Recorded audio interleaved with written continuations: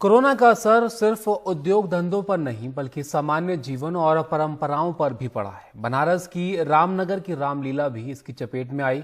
अपने तकरीबन 200 साल पुराने इतिहास में पहली बार ये रामलीला स्थगित हुई है, जिससे लीला प्रेमी जहां बेहद दुखी हैं तो वहीं रामलीला स्थल सूना पड़ा है और यहां पर कम ही लोग नजर आ रहे। विजयदशमी के दिन आज इस मैदान में सन्नाटा है, लेकिन बीते 200 वर्षों से यहाँ न सिर्फ रावण की कचहरी लगती थी बल्कि राम रावण युद्ध भी होता था और विजय के बाद रावण दहन भी यहीं होता था। लेकिन इस साल ये 200 साल पुरानी परंपरा टूट गई। इस स्थल पर जो है वो ये रावण की कचहरी है जो पीछे आप देख सकते हैं, और यहाँ रावण दहन का कार्यक्रम होता था। लेकिन इस बार विजयादशमी पे रामलीला न होने के कारण यह कार्यक्रम भी यहाँ स्थगित हो गया है। कहा जाता है कि जो है 1820 से लेके और 1835 ईस्वी के बीच में यह लीला का जो है वो शुरुआत हुआ था। और अगर इस किंवदंती को माने तो ये मान के चला जाए कि 200 वर्ष पुरानी लीला में पहली बार इस तरह का हुआ है कि रामलीला का आयोजन नहीं हो रहा है। सिर्फ रावण का दरबार ही नहीं बल्कि राजगद्दी का ये मैदान भी सूना है। बाकी सालों में ये मैदान भगवान राम के राजगद्दी के मनोहर दृश्य देखने वाले लाखों लोगों का गवाह बनता रहा। लेकिन इस साल कुछ चंद बच्चे खेलते नजर आ रहे हैं।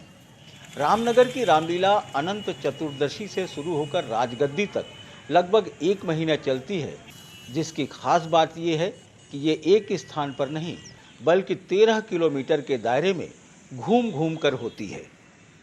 रामनगर में शायद बहुत से तीर्थ हैं।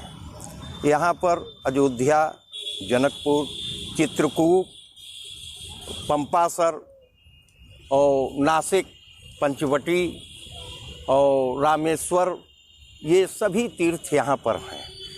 और इसी के माध्यम से वह जो है कामदगिरी चित्रकूट में उसका परिक्रमा कर लेते थे। लोग वास्तविक में सोचते थे कि मैं आदि चित्रकूट जा कर के और परिक्रमा कर लिया। 5 परिक्रमा करने के बाद उन लोग पंचक्रोशी या समझ लेते थे, जो कि इस वर्ष में नहीं किए, जिसका कसक उनके हृदय में है। सार्वजनिक रूप से न सही लेकिन प्रतीकात्मक रूप से इस जनक मंदिर में रामलीला मंचन के व्यास रामायण का दोहा पाठ कर हर दिन की लीला कर रहे हैं और लीला देखने वाले प्रेमी भी यहाँ बैठकर अपनी उस आस्था की प्यास बुझा रहे हैं, क्योंकि मान्यता है कि रामनगर की रामलीला में भगवान राम स्वयं लीला करते हैं।